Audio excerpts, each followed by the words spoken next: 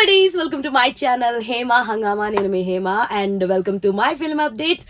So film updates లో ఏం చెప్పాలి, RC16 లో శివరాజ్ కుమార్ గారు జాయిన్ అయిపోతున్నారంట. సో ఆల్రెడీ గతంలో ఆయనకి స్టోరీ చెప్పారు, ఆయన అంతా ఓకే అన్నారు, కానీ ఎప్పటి నుంచి షూటింగ్ స్టార్ట్ చేస్తారన్నది క్వశ్చన్ మార్క్ కదా. అయితే రీసెంట్ డేస్ లో యాక్చువల్లీ శివరాజ్ కుమార్ గారు క్యాన్సర్ తో ఫైట్ చేస్తూ ఒక చిన్న సర్జరీ చేయించుకున్నారంట.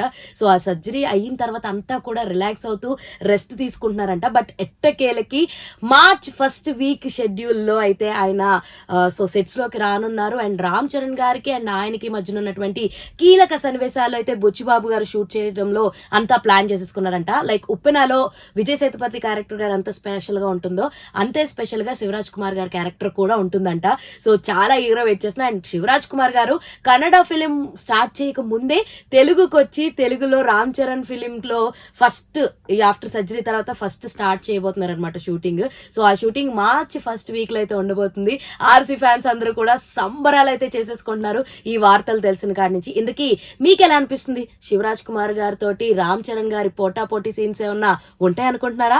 ఉంటే కనుక let me know in the comment section మీరేమనుకుంటున్నారు. ఇలాంటి ఇంట్రెస్టింగ్ అండ్ మోర్ వీడియోస్ కోసం మీరేం చేయాలి? ప్లీజ్ డూ ఫాలో హేమ హంగామా.